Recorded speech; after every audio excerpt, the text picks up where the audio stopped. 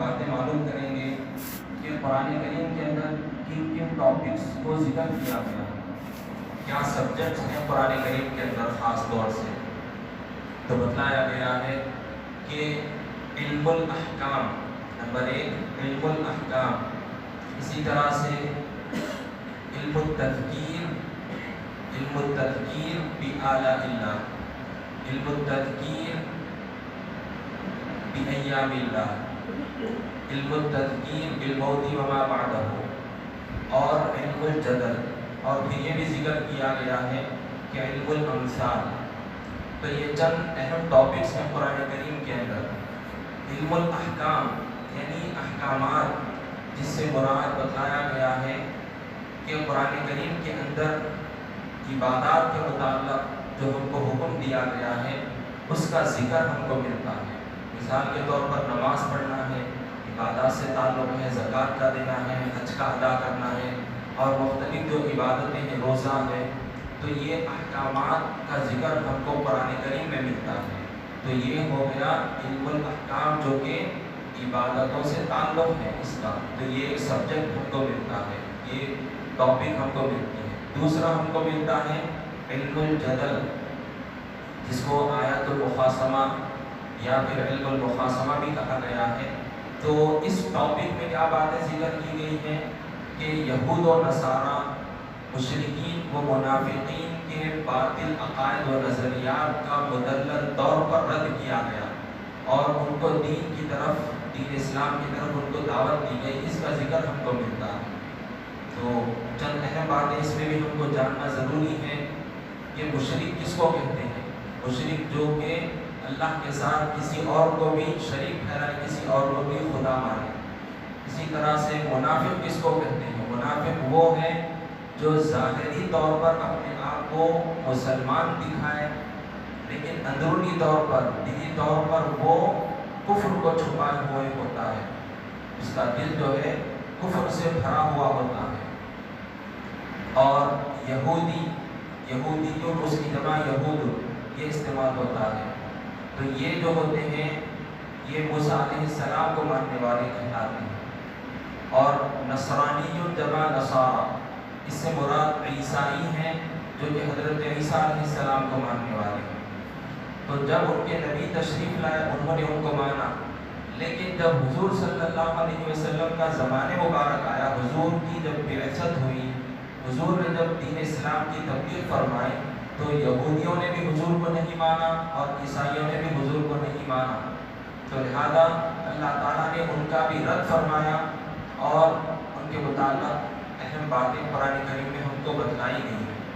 تو یہ علم الجدل، اس ٹاپک میں ہم کو یہ چیزیں ملتی ہیں. اسی طرح سے علم التذکیر بآلاء اللہ، یعنی قرآن کریم میں اللہ تعالیٰ کی نعمتوں کا ذکر ملتا ہے. اللہ تعالیٰ نے کیا کیا نعمتیں انسانوں کے لیے پیدا کی ہیں، کیا کیا اللہ کی نعمتیں ہیں، اس کا ذکر ہم کو ملتا ہے. اللہ تعالیٰ نے سورج بنایا، چاند بنایا، اور بھی کئی ساری مختلف چیزیں ہیں جو اللہ کی نعمتیں ہیں، اس کا ذکر ہم کو ملتا ہے.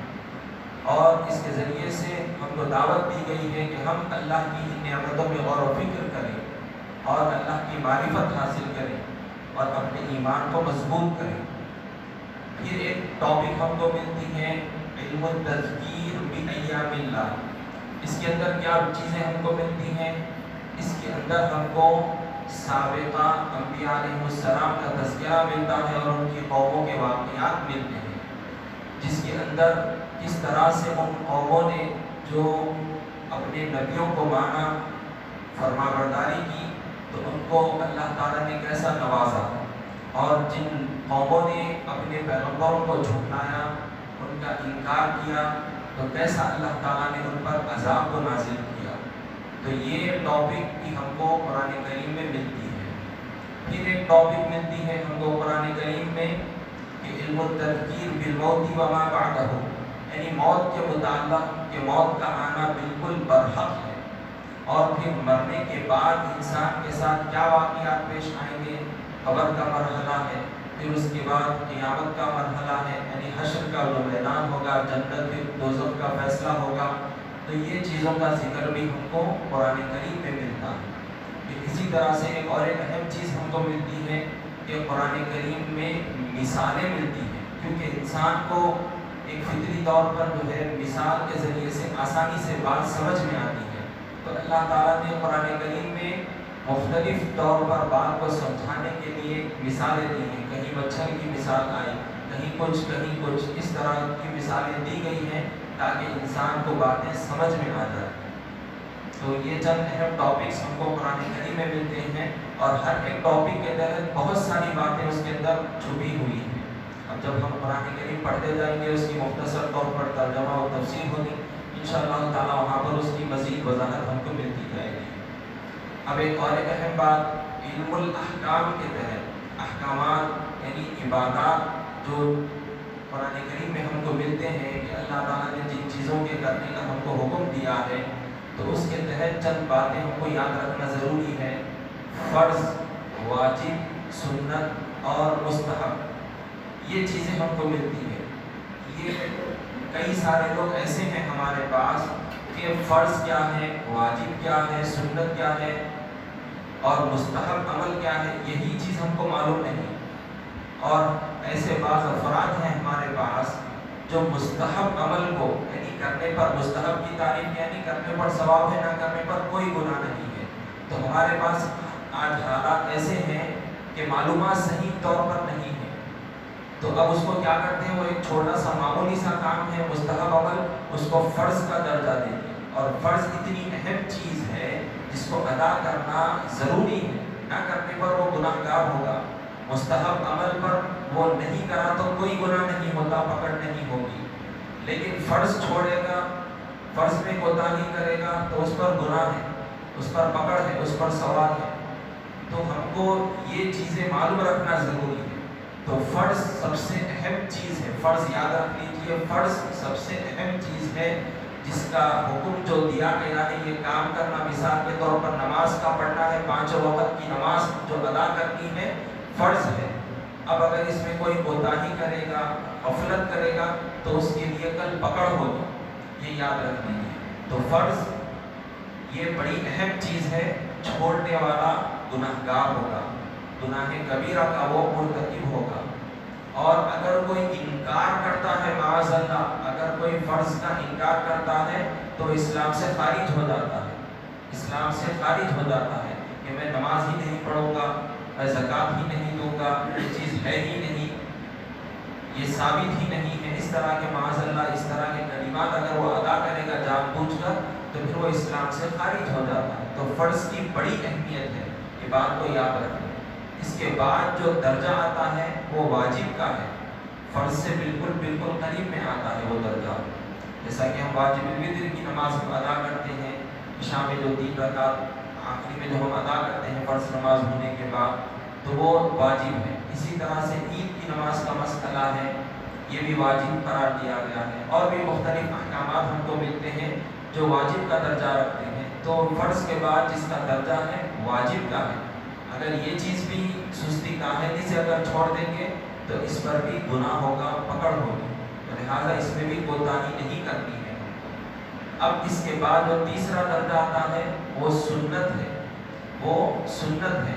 تو اس پر بھی جو ہے اگر کوئی جان بوجھ کر عمدن طور پر عادت بنا لے گا چھوڑنے کی تو وہ شخص بھی گناہ گار ہوگا، تو لہٰذا اس سے بھی بچنا ضروری ہے۔ اس کے بعد جو درجہ آتا ہے مستحب کا، تو یہ ایسا عمل ہے کہ جس پر کرنے پر ثواب ہے، نہ کرنے پر کوئی گناہ نہیں ہے۔ تو یہ چند اہم باتیں ہیں، اس کو یاد رکھ لیں۔ اب مستحب اعمال میں جو ہم عام طور پر جس کو بڑا درجہ دے کر بیٹھ گئے ہیں، مثال کے طور پر فاتحہ کا مسئلہ ہے اور دیگر مختلف جو چیزیں ہیں اس کو ہم بڑی اہمیت دیتے ہیں، فرض کے برابر اس کو قرار دیتے ہیں، تو اس کے اندر لڑائی جھگڑے کی کوئی بات نہیں۔ اگر کوئی کر رہا ہے وہ عمل تو اس کے لیے وہ ثواب کا کام ہوگا، نہ کرنے پر اس کے لیے کوئی گناہ نہیں ہوگا۔ تو اس میں نہ کسی پر لعن طعن کی جائے، نہ لڑائی جھگڑے کو پیدا کیا جائے۔ اور بھی کئی سارے ایسے مسائل ہیں جو مستحب کا جو درجہ رکھتے ہیں، تو اس میں کبھی بھی کسی سے بحث و تکرار ہرگز نہ کریں، لہذا اس کو یاد رکھیں، اہم باتیں۔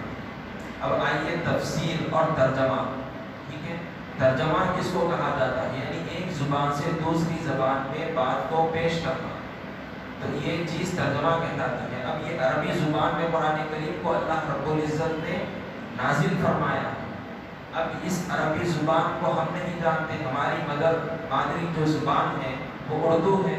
اب کوئی دوسرے مختلف ملک پہ رہے گا تو اس کی زبان کچھ اور ہوگی، ہر کوئی جو ہے عربی سے صحیح طور پر واقف نہیں ہے، تو پھر اب اس کو کیسے سمجھا جائے؟ تو لہٰذا اس کو ٹرانسلیٹ کیا گیا ہے کہ عربی زبان سے مختلف جو بھی وہاں پر کی زبان چلتی ہے اس زبان پہ اس کا ترجمہ کیا گیا ہے، تاکہ لوگوں کو قرآن کریم میں کیا چیز لکھی گئی ہے وہ ان کو سمجھ میں آ جائے۔ ٹھیک ہے، اب صحابہ کرام میں سے ایک روایت ہم کو یہ بھی ملتی ہے کہ صحابہ میں سے کیا کسی نے ترجمہ کیا تھا، تو بتلایا گیا ہے کہ ایک روایت ملتی ہے حضرت سلمان فارسی رضی اللہ عنہ نے اہل فارس کے لیے فارسی زبان میں سورہ فاتحہ کا ترجمہ آپ نے فرمایا تھا۔ تو گویا یہ پتہ چلتا ہے کہ ترجمہ کرنے کی اجازت ہے اور یہ بالکل صحیح چیز ہے۔ ٹھیک ہے، اب اس میں ایک اور اہم چیز، جب ترجمہ کیا جاتا ہے، اب آج کل ہمارے پاس ایک رواج بن گیا ہے، آیت نمبر 22 آیت نمبر 25 فلاں سورہ یہ کوٹ کر دیتے ہیں، تو یہ نمبر کی کوئی حاجت ہی نہیں، نہ کوئی یہ نمبر امپورٹنٹ ہے، بلکہ قرآن کا جو ٹیکسٹ ہے، جو قرآن کی جو آیتیں ہیں اس کو پڑھنے کی عادت ڈالیں۔ ہمارے جو اکابرین تھے، جو علماء ہیں جید علماء، وہ برابر آیت پڑھتے ہیں، اس کا معنی مفہوم ترجمہ کر کے ہم کو بتلاتے ہیں۔ تو یہ رواج کو بھی ہم قرآن کریم کی آیتوں کو یاد کرنے کا ڈالیں، نمبر یاد کرنے کا نہیں، بس نمبر آپ سمجھنے کے لیے رکھ لیجئے وہ کافی ہے، لیکن یہ عادت بنانے کے معاذ اللہ آئندہ چل کر اگر ہماری جو آنے والی نسلیں ہوں گی ان کے اوپر بڑا منفی اثر پڑے گا۔ تو لہٰذا قرآن کریم کا جب ہم ریفرنس دیں تو زیادہ سے زیادہ یہ نیت کریں، زیادہ سے زیادہ یہ کوشش کریں کہ ہم قرآن کریم کی چھوٹی چھوٹی آیتیں یاد کرنے کی کوشش کریں۔ تو یہ چیز اہم ہے بڑی، تو لہٰذا یاد رکھیں کہ جہاں پر ترجمہ کیا جائے خالی ترجمہ کر کے نہ چھوڑا جائے، بلکہ عربی عبارت ہونی چاہیے ٹیکسٹ، اس کے بعد اس کا ترجمہ ہونا چاہیے۔ اب آئیے تفسیر کس کو کہتے ہیں؟ تفسیر یعنی وضاحت کو، اس کو اور کھل کر ایکسپلین کرنے کو تفسیر کہا جاتا ہے، تشریح اور وضاحت کو۔ اب اس کے متعلق اصطلاحی طور پر تعریف بیان کی گئی ہے کہ تفسیر وہ فن ہے، وہ علم ہے جس کے ذریعے سے حضرت نبی مکرم محمد مصطفیٰ صلی اللہ علیہ وسلم پر جو مقدس کتاب نازل کی گئی ہے اس کے ذریعے سے سمجھا جائے، اور اس کے اندر جو احکامات ہیں اس کو نکالا جائے، اور قرآن کریم کا کیا مطلب ہے، اس کا کیا مفہوم ہے، کیا مراد ہے، اس کو صحیح طور پر واضح کیا جائے۔ یہ تفسیر اس فن کو کہا جاتا ہے، اس علم کو کہا جاتا ہے۔ اب تفسیر کے اندر بہت ساری اہم باتیں ہیں کہ تفسیر کیسے کی جاتی ہے، تفسیر کا کیا طریقہ ہوتا ہے، کیا اس کا طریقہ ہوتا ہے۔ تو بتایا گیا ہے تفسیر القرآن بالقرآن، یعنی قرآن کی تفسیر قرآن کریم سے، قرآن مجید کی ایک آیت ہے اور کہیں دوسری آیت ہوتی ہے، اس کے ذریعے سے قرآن کی تفسیر کامنٹری اس کی وضاحت کر دی جاتی ہے۔ مثال کے طور پر قرآن کریم میں ہم کو یہ آیت ملتی ہے فَتَلَقَّى آدَمُ مِن رَّبِّهِ كَلِمَاتٍ فَتَابَ عَلَيْهِ، یعنی حضرت آدم علیہ السلام نے اپنے رب سے چند کلمات لیے۔ اب یہ ایک چھوٹی سی ایک آیت ہے سورہ بقرہ میں ہم کو یہ ملتی ہے۔ اب یہ بات سمجھ میں نہیں آتی کہ کیا ورڈز تھے وہ جو حضرت آدم علیہ السلام کو ملے، آپ کیا حاصل کریں، تو اب اس کو کیسا سمجھایا جائے؟ تو اب قرآن کریم میں دوسرے سورے میں اس کے متعلق ہم کو وضاحت ملتی ہے، تفسیر ملتی ہے۔ تو قال ربنا ظلمنا انفسنا وان لم تغفر لنا وترحمنا لنكونن من الخاسرین، یہ آیت ہے جو کلمات حضرت آدم علیہ السلام کو ملے وہ یہ کلمات تھے۔ تو ایک آیت کی تفسیر قرآن کریم میں کہیں موجود ہوتی ہے تو وہی چیز کے ذریعے سے بتلا دیا جاتا ہے، تو تفسیر کی جاتی ہے۔ تو قرآن کی آیت کی تفسیر قرآن کی دوسری آیتوں میں جو موجود ہوتی ہے اس کے ذریعے سے اس کو بتلایا جاتا ہے۔ دوسرا ہوتا ہے تفسیر کا طریقہ تفسیر القرآنی بالحدیث، یعنی قرآن کی تفسیر حضور صلی اللہ علیہ وسلم کی احادیث مبارکہ کے ذریعے سے، کیونکہ قرآن کریم میں جو آیتیں ذکر کی جاتی ہیں، جیسا کہ مثال کے طور پر اقیموا الصلاۃ وآتوا الزکاۃ، نماز پڑھو اور زکوٰۃ دو. اب نماز پڑھو بول کر بس یہ آرڈر دے دیا گیا، فجر میں 2 رکعت پڑھنا ہے، ظہر میں اتنے رکعت پڑھنا ہے، عصر میں کتنے پڑھنا ہے، مغرب میں کتنے پڑھنا ہے، عشاء میں کتنے پڑھنا ہے. قرآن میں ہم کو یہ چیز نہیں ملے گی. تو پھر اب اس کو کیسے سمجھنا، کون سے ٹائم پر کون سی نماز پڑھی جائے، کتنے رکعت پڑھی جائے، کیا طریقہ ہونا چاہیے نماز کا، تو کیسے سمجھنا؟ حدیث شریف سے ہم کو یہ چیز ملتی ہے، اس کی تفسیر حدیث شریف سے ثابت ہوتی ہے. تو تفسیر کا طریقہ دوسرا کیا ہے؟ حدیث شریف سے قرآن کی آیتوں کو سمجھا جاتا ہے. حضور صلی اللہ علیہ وسلم سے کئی ساری احادیث قرآن کی آیتوں کے متعلق ملتی ہیں، اور حدیث شریف کی بڑی بڑی کتابوں کے اندر چیپٹرز بنے ہوئے ہیں قرآن مجید کی تفسیر کے متعلق. جو حضور نے باتیں ارشاد فرمائی ہیں وہ احادیث کو کوٹ کیا گیا ہے. تو تفسیر القرآنی بالحدیث یہ ایک دوسرا طریقہ ہے. پھر ایک طریقہ ہوتا ہے تفسیر القرآنی بالآثار، یعنی قرآن کریم کی تفسیر آثار کے ذریعے سے. آثار اثرون کی جمع ہے، جو کہ صحابہ کرام کے اقوال و افعال ہوتے ہیں. یعنی کسی صحابی رسول نے کوئی بات ارشاد فرمائی تو وہ چیز اثر کہلاتی ہے. تو قرآن کریم کی بعض ایسی آیتیں ہوتی ہیں، نہ قرآن کی کہیں اور آیت میں اس کے متعلق وضاحت ملتی ہے، نہ حدیث شریف میں اس کی وضاحت ملتی ہے. تو پھر کہاں جانا اب یہ تلاش کرنے کے لیے، سمجھنے کے لیے؟ صحابہ کرام کوئی فرمائے ہیں بات تو ان کی طرف رجوع کرنا ہے.